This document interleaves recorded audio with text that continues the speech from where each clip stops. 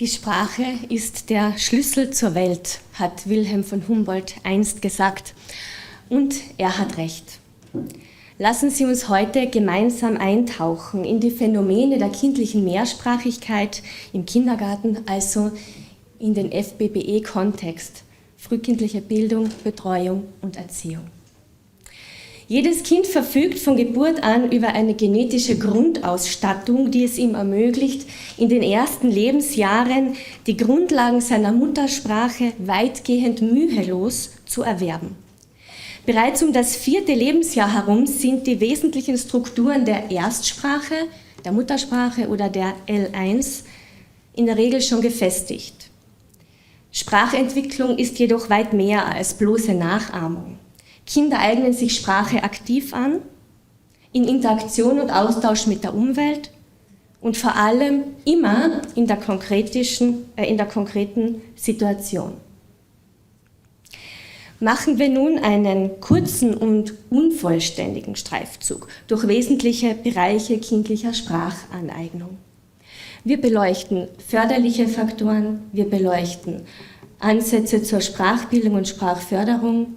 Wir schauen an, welche sprachförderlichen Settings könnte es geben und schlussendlich, wie sieht die Rolle der elementarpädagogischen Fachkräfte und der Familien in der Sprachbildung von Kindern aus. Die Bedeutung von Sprachbildung im Kindergarten oder eben in der FBBE. Sprachliche Kompetenzen spielen eine zentrale Rolle für erfolgreiche Bildungsprozesse.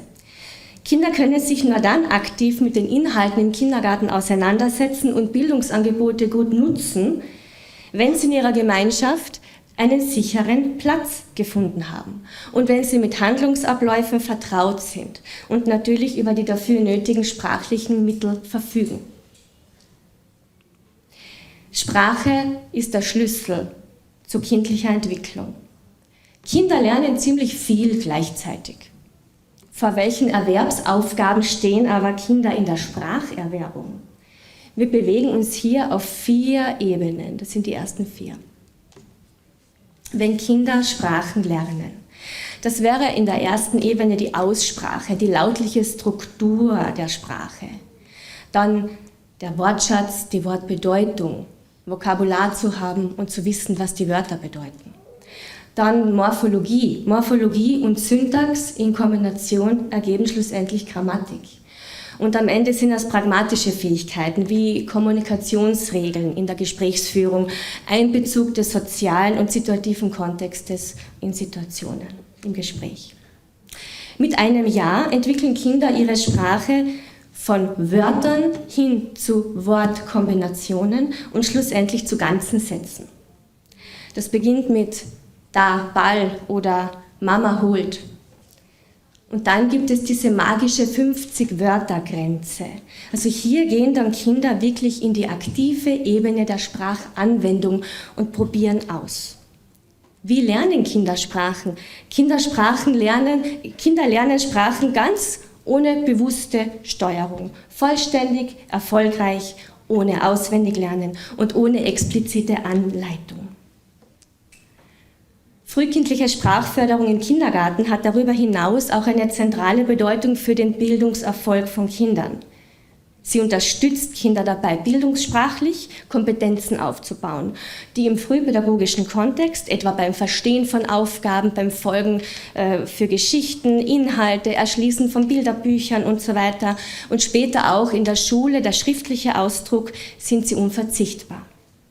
Sprachliche Kompetenzen sind damit eine Schlüsselressource für die Teilhabe an der Gesellschaft, für formale Bildungsprozesse und schlussendlich für gesellschaftliche Integration. Und dann sprechen wir von metasprachlichen Kompetenzen. Die entwickeln sich bei Kindern circa mit 2 Jahren. Was ist das? Das ist zum Beispiel die Fähigkeit, dass Kinder beginnen, sich selbst zu korrigieren. Das Potenzial der Selbstkorrektur, das ist bei 1-, 2- oder mehrsprachigen Kindern gleich. Das heißt, es ist Kinder, die zum Beispiel zweisprachig aufwachsen, die sind sogar ein bisschen besser in der Selbstkorrektur als einsprachig aufwachsende Kinder, weil sie die Möglichkeit haben, zwischen den Sprachen auch zu wechseln. Also mit 3 bis 4 Jahren ist die Grundstruktur von Sprache erworben, die ist da, aber es ist die Grundstruktur. Und auf dem aufbauend haben wir dann Wortschatz und Grammatik. Das muss noch ausgebaut werden. Und das geht eben nur in Interaktion mit der Umwelt. Frühe Mehrsprachigkeit hat viele Gesichter. Wir beachten hier verschiedene Erwerbsbedingungen von Kindern, wie Kinder Sprache erwerben. Darauf ist unser gesamtes pädagogisches Handeln abgestimmt. Also was wirkt beeinflussend auf kindlichen Spracherwerb? Da wäre mal das Alter des Kindes, wenn es das erste Mal in Kontakt mit der L2 kommt, also mit der Zweitsprache. Dann die Erwerbsdauer, wie lange lernt das Kind schon diese Sprache? Dann natürlich Zauberwort Qualität und Quantität. Wir sprechen immer von Qualität. Ja, es geht um das Wie. Wie gut ist der Input und wie viel Input bekommt das Kind.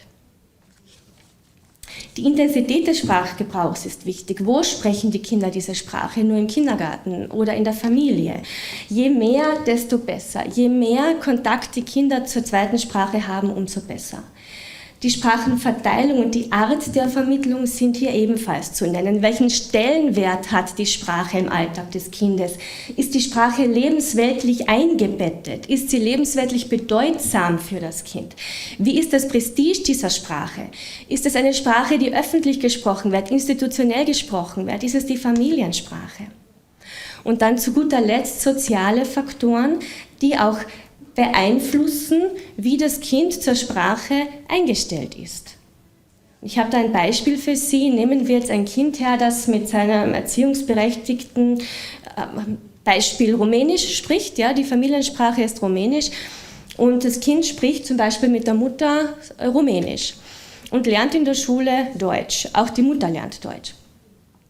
Und irgendwann spricht das Kind diese Mutter auch im privaten Umfeld auf Deutsch an. Und auf die Frage der Mutter, also warum jetzt das Kind auf einmal mit ihr nicht mehr auf Rumänisch, sondern auf Deutsch spricht, bekommt sie dann als Antwort, naja, das bringt mir eh nichts, weil die Einzige, die Rumänisch spricht, bist du und in meinem Umfeld sprechen alle anderen Deutsch. Also wozu soll ich diese Sprache noch sprechen? Und hier ist der Lernprozess des Kindes und der pädagogische Prozess der Eltern oder in dem Fall der Mutter. Was kann sie tun in der Situation? Natürlich geht es darum, das Kind muss erkennen, dass es Sinn macht, diese Sprache zu sprechen. Und dass es Sinn macht, diese Sprache im aktiven Gebrauch zu haben. Angesichts der zunehmenden Heterogenität von Lebenslagen und Sprachbiografien in Kindertagesstätten, in Kindergärten, gewinnt eine systematische und qualitativ hochwertige Sprachförderung weiter an Bedeutung. Sie trägt dazu bei, Entwicklungsrisiken bei Kindern vorzubeugen, ungleiche Startbedingungen auszugleichen und allen Kindern eine chancengerechte Bildungs- und Entwicklungsmöglichkeit zu bieten. Hier wäre der Begriff der Sprachvitalisierung zu nennen. Was ist das? Sprachvitalisierung ist Revitalisierung des sprachlichen Erbes von Kindern, vor allem über zweisprachige mündliche Erzählungen. In beiden Sprachen erzählen, in beiden Sprachen Geschichten hören. Das ist vor allem eine wichtige Hinführung auch zur Entwicklung von Literarizität. Und Literarizität, um mit Michael Dobstadt zu sprechen, ist die Basiskategorie für die Arbeit mit Literatur. Ich darf Sie nun einladen, für sich selbst kurz zu überlegen, was denken Sie? Ist Mehrspracherwerb für die Kinder eine Überforderung? Leiden Kinder an Überforderung, wenn sie gleichzeitig mehrere Sprachen sprechen? Ich bitte Sie kurz für sich zu reflektieren. Variante 1, Sie sagen, naja, es kommt drauf an, es kommt auf die Bedingungen drauf an, es ist nicht jedes Kind gleich. Variante 2, ja, die sind überfordert. Variante 3, nein, sie sind nicht überfordert. Ich darf Sie kurz bitten, für sich selbst zu reflektieren und ich gehe dann mit Ihnen in die Auflösung. Variante 1 stimmt nicht, ist falsch. Variante 2 genauso. Richtig ist Variante 3, ja, logisch, ja. Also Kinder sind nicht überfordert beim Erlernen von mehreren Sprachen. Und nun tauchen wir gemeinsam in Wissen und Märchen dazu ein. Tatsächlich gibt es keine wissenschaftlichen Belege für Überforderung beim Lernen von mehreren Sprachen. Vor allem im jungen Alter ist das kindliche Gehirn sehr plastisch. Es ist besonders gut aufs Sprachenlernen ausgerichtet und vorbereitet. Es greift nämlich auf die gleichen Sprachverarbeitungsmechanismen zurück wie in der L1, also wie in der Erstsprache. Das kindliche Gehirn kann aus diesem Grund Informationen sich wunderbar gut merken und kompakt verarbeiten. Es ist noch nicht ganz erwiesen und da gibt es noch Forschungsbedarf. Das kann man nicht konkret beantworten, ob mehrsprachige Kinder wirklich in der Schule dann ob die dann besser sind im Erlernen von mehreren Sprachen. Das kann man konkret noch nicht sagen. Aber was wir wissen ist, dass die Kinder definitiv einen besseren Einstieg in die neue Sprache in der Schule zum Beispiel haben. Ja? Vor allem, weil sie ja durch die Mehrsprachigkeit ihre exekutiven Funktionen wunderbar ausgebildet haben. Also mehrsprachige Kinder können zum Beispiel sich besser auf Aufgaben vorbereiten, sie sind besser beim Planen und beim Ausführen von Tätigkeiten und die Aufmerksamkeitskontrolle ist höher. Was können sie noch? Sie können verbale Hintergrundgeräusche besser ausblenden. Ja? Also da ist man drauf gekommen. Ist auch ganz interessant. Und natürlich ist der sozioökonomische Status der Familien zu berücksichtigen. Ja, und da sind wir vor allem im Zeitalter von Fluchtmigration sehr davon betroffen, inwiefern haben die Kinder ungünstige Bedingungen. Ja? Haben wir eine Migrationserfahrung, haben wir eine Fluchterfahrung, wie schaut die Herkunftskultur des Kindes aus? Das spielt weiter eine Rolle, weil wir wissen, eine Ballung an ungünstigen Faktoren, die hat Auswirkungen auf die Sprachentwicklung von Kindern. So, das Kind erwirbt von Geburt an quasi 2 Sprachen. Das wäre in dem Sinne der bilinguale Erstspracherwerb. Ja? Also das Kind erwirbt zur gleichen Zeit parallel 2 Sprachen und entwickelt in beiden Sprachen die gleichen sprachlichen Fähigkeiten wie ein Kind, das ausschließlich L1 hat. Der Wortschatz kann bei zweisprachigen oder mehrsprachigen Kindern zu Beginn ein bisschen kleiner sein, aber das gibt sich. Der sukzessive Zweitspracherwerb, das ist der, wo dann eine zweite Sprache circa ab dem 3. Lebensjahr dazukommt. Aber ganz interessant, da gibt es einen magischen Marker wiederum, circa ab dem 6. Lebensjahr hat der Erwerb der zweiten Sprache beim Kind Ähnlichkeiten wie schlussendlich das Fremdsprachenlernen von Erwachsenen. Also ab dem 6. Lebensjahr sind diese angeborenen Spracherwerbsmechanismen nur mehr noch begrenzt abrufbar. Die können nur mehr noch begrenzt genutzt werden. Ja? Und ab diesem Alter fangen Kinder teilweise schon an, die Sprache sich bewusst anzueignen. Und ab der Pubertät, also wenn wir sagen, die gehen so mit 14 in eine höhere Schule, da sind wir überhaupt schon in diesem ungesteuerten Spracherwerb komplett vorbei, weil da sind diese angeborenen Spracherwerbsmechanismen nicht mehr vorrätig, die können einfach nicht mehr genutzt werden. Gut, und dann haben wir den klassischen Fremdspracherwerb, den wir aus der Schule eben auch kennen. Ja, der Zweitspracherwerb, wie verläuft der? Also da darf ich mich wieder stützen auf wissenschaftliche Erkenntnisse, nämlich Erwerbsverläufe von monolingualen Kindern und sukzessiv mehrsprachigen Kindern, die sind ähnlich. Das heißt, die erlernen die Satzstruktur, die Verbstellung, die Verbflexion, Frage, Sätze und Negation ähnlich.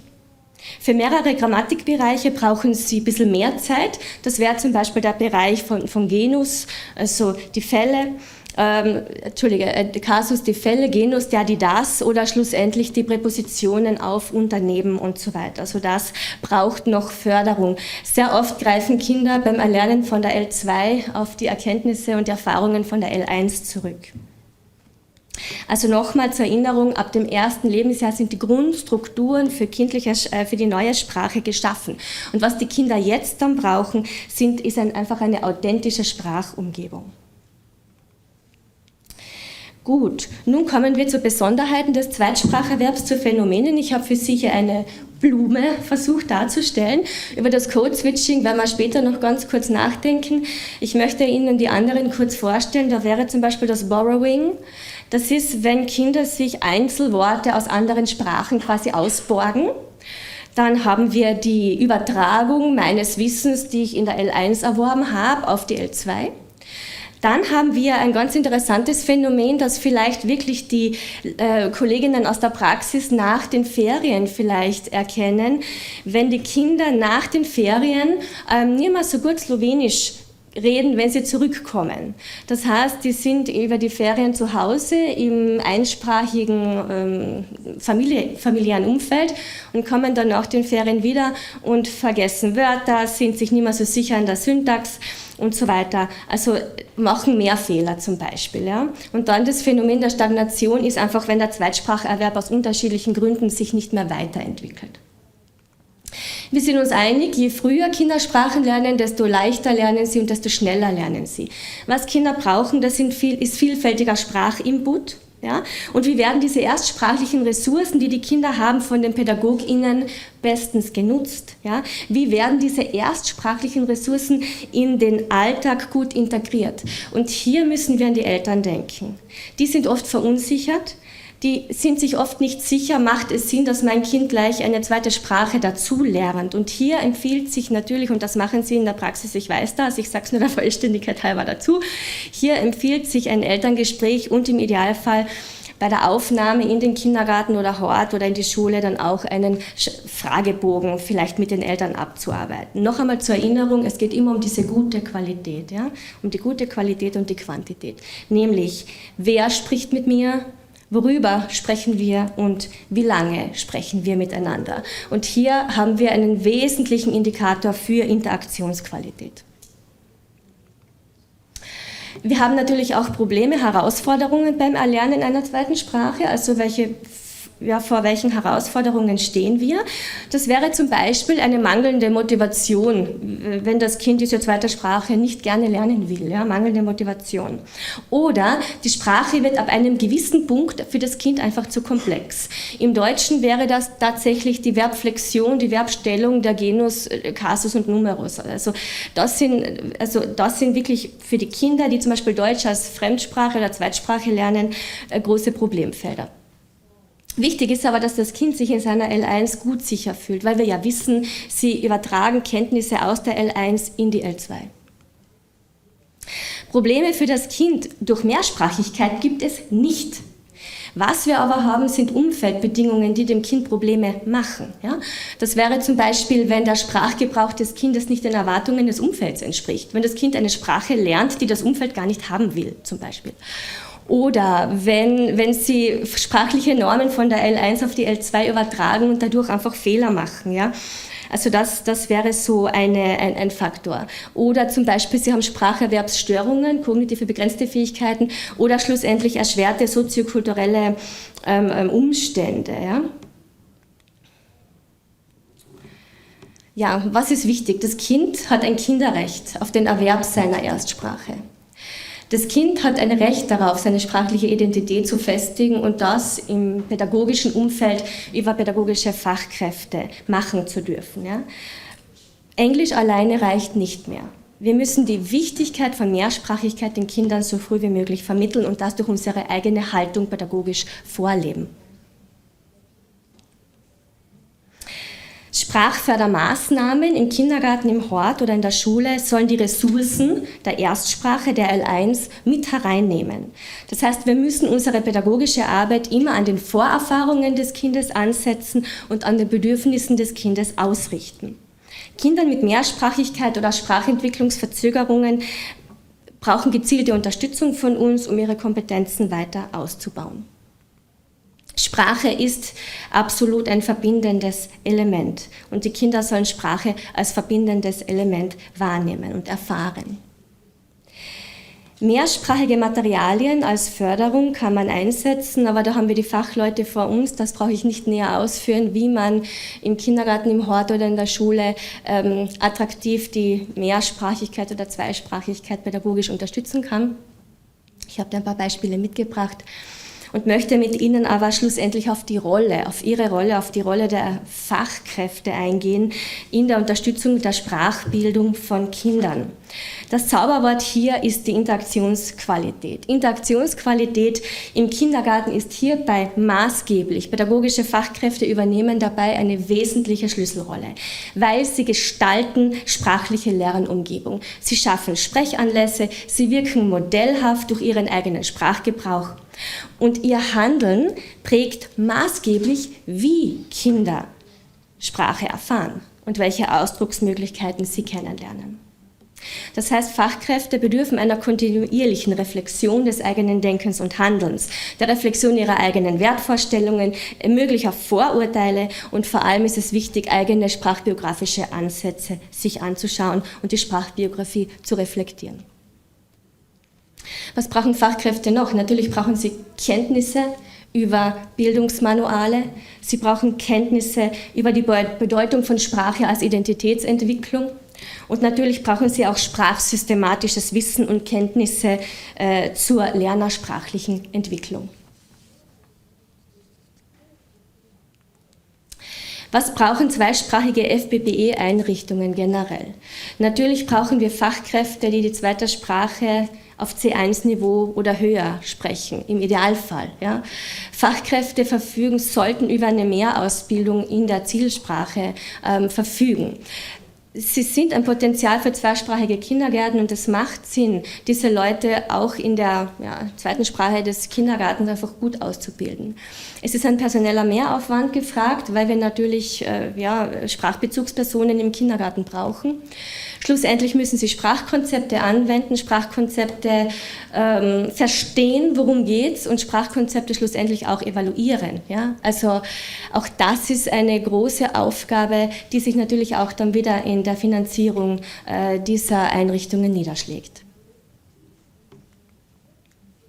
Wir haben ein paar pädagogische Grundlagendokumente, die Mehrsprachigkeit thematisieren. Ich werde darauf jetzt nicht näher eingehen, weil das wird nach meinem Referat noch in einem anderen Referat beleuchtet werden. Auf das werde ich nicht eingehen. Ich werde es Ihnen der Vorstelligkeit halber nur auf der Folie kurz zeigen, ja, ein bisschen anteasern. Ja.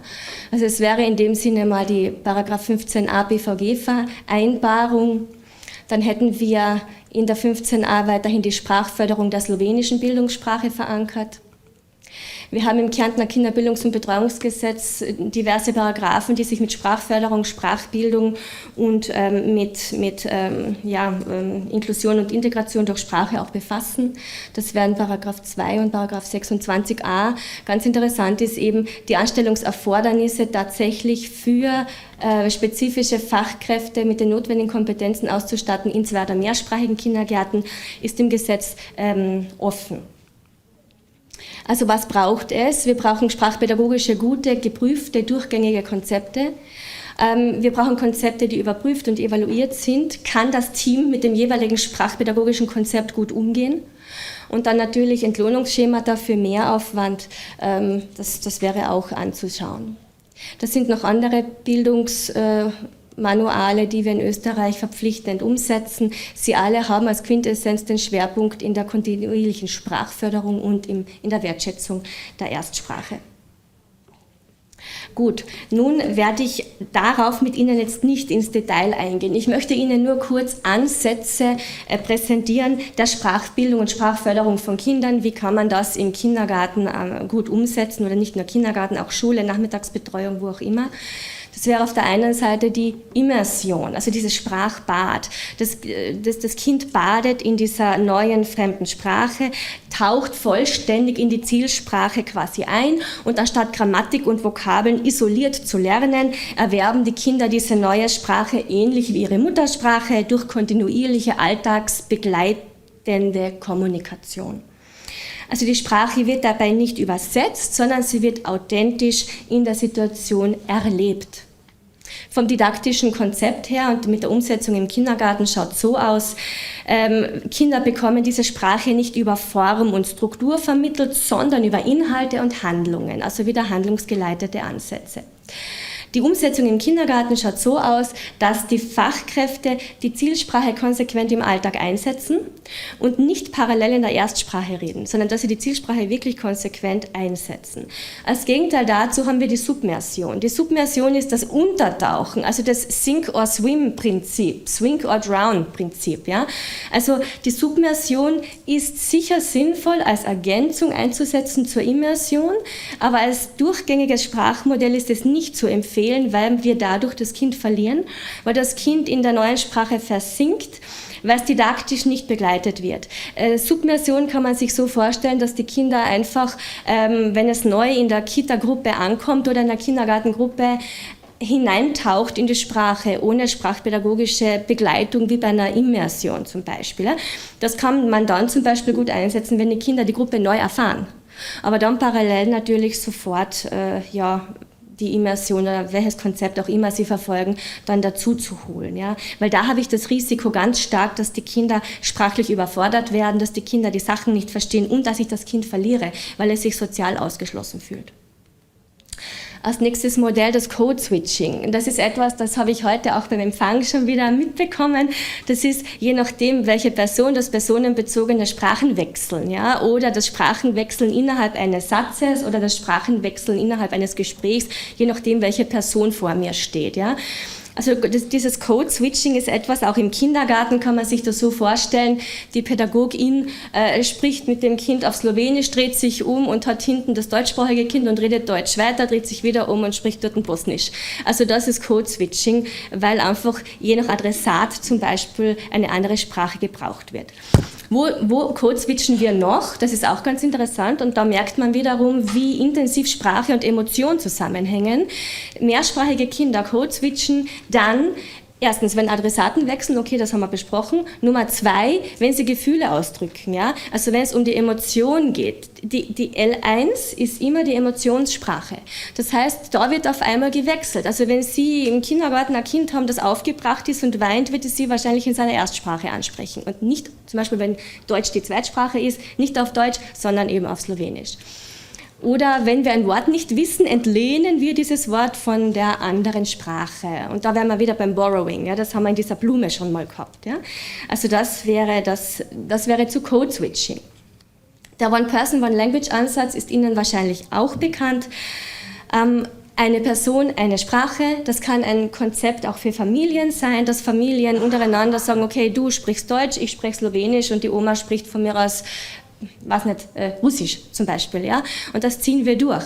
Das ist natürlich für Familien eine unglaubliche Herausforderung. Das muss ganz klar in der Familie geregelt sein, in welcher Situation spreche ich die Zielsprache. Die Kinder werden diese 3 Sprachen wunderbar erwerben und werden sogar Unterschiede entwickeln, wann spreche ich mit wem, in welcher Situation, welcher Sprache. Ja? Also ein Problem ist es nur, und da sind wieder wir Fachkräfte gefragt draußen in der Praxis, wie wir die Eltern begleiten. Nämlich Eltern, die zum Beispiel gebrochen Deutsch sprechen. Dann macht es keinen Sinn, dass die Eltern, sie meinen es gut und möchten das Kind zum Beispiel in Deutsch fördern. Und das haben wir in der Praxis immer wieder.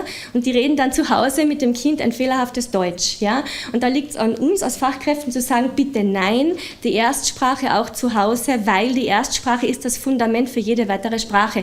Und die Kinder übernehmen Fehler, die sie von ihren Bindungspersonen bekommen, übernehmen die Fehler schlussendlich in die Spracherwerb mit.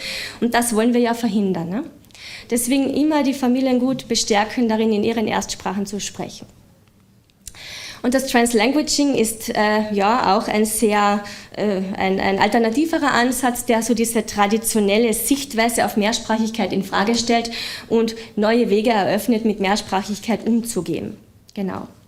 Nun kommen wir zu Semilingualismus, ist auch noch interessant vielleicht. Ja, also das passiert ganz oft auch, das fällt in den Schulen bei den LehrerInnen dann auf, wenn Kinder keine Sprache gut können.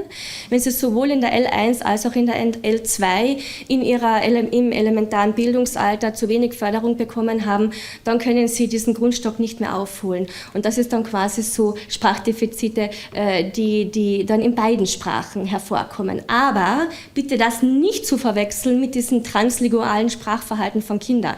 Also wenn Kinder translingual 2 Sprachen ausprobieren und mischen, ja, also es ist nicht das Gleiche, ja. Also um mit Catanese zu sprechen, wir wollen translinguale Praxen depathologisieren. Ja? Also da muss man dann gut unterscheiden.